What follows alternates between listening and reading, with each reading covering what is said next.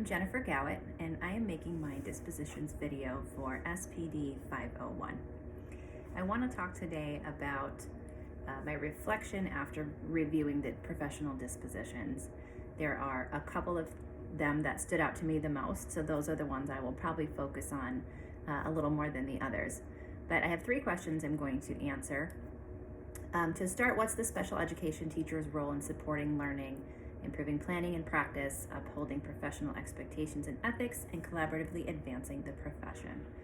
So in the survey of dispositions, a couple that were really important to me were having an ethical practice, believing every student can learn, and promoting creativity. Those are ones that always kind of jump out at me the most. So when I look at this question, what immediately comes to mind is my role as special educator is to create a learning environment, circumstances, instruction, activities, all of those things that come with the classroom that promotes the idea that every student can learn, that every student can be challenged, that every student can meet those challenges, and that given the right supports, every student can rise to the occasion and be really successful in the classroom. Upholding professional expectations and ethics. Obviously, it's very important that teachers model and demonstrate ethical behavior, integrity. That was another one of those dispositions, because we are teaching these students. And just as much as some of their families and community members, we are the example. We set the example for these students that, yes, we create their learning environment, but we also create a space that demonstrates how to be a good person, how to get along in the world, how to collaborate with others, and how to behave in a way that is ethical and promotes great practice. As I mentioned, what dispositions do you currently possess that help you become a successful teacher? I truly do believe that every child can learn, and I believe that every child has greatness in them, given the proper supports and circumstances.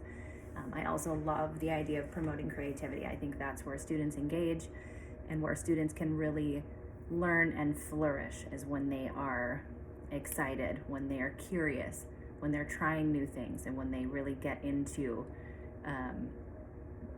something new, something adventurous, something exciting.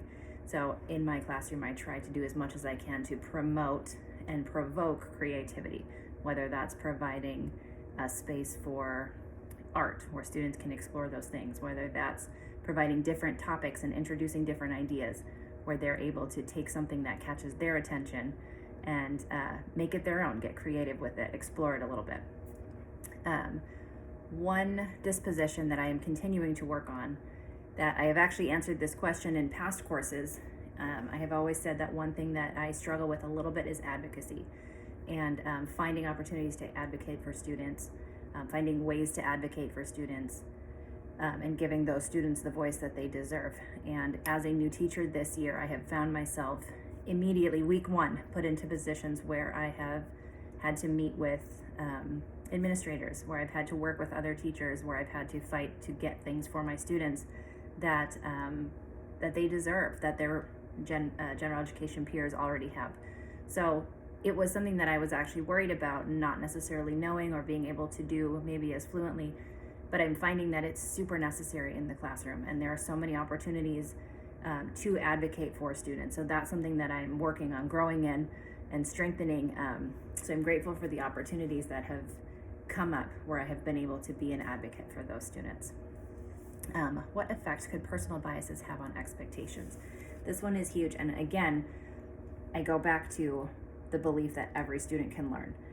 If you walk into a classroom and see a student with a disability, or that is a certain race, a certain gender, and you have a pre-expectation of what you think they can do or can't do based on those ideas, you're not going to be promoting and provoking and encouraging the student to be the best that they can. You can hold them back, you can limit them. So that's one thing that's super important, is to be able to check those biases and see, yes, we all have them, and how can I move forward from that, not putting those previous expectations or previous biases on these students, but giving them as individuals an opportunity to demonstrate what they can do, and being able to show themselves and what they're capable of, and always setting the bar high.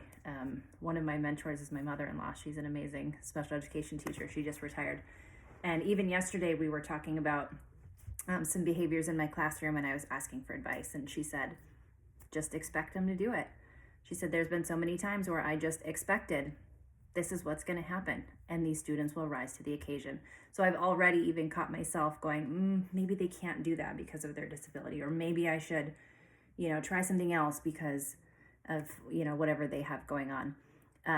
So it's something I'm constantly checking, but that is one way that we could really limit our students' success. And also it can put a bad taste in parents' mouth. The question also asks about families. If you are going in expecting the best for someone's child, you're more likely to have a great relationship with them. If you go in with a bias of, a parent's going to be this way or a student's going to be this way, you're immediately putting a wedge between yourself and that family, where there should be a coming together and a collaboration. So I think those are kind of some key dispositions that I know I look at towards myself as being super important, and things that I think about very regularly in my classroom and hope to learn more about in this first year of my teaching. Thanks.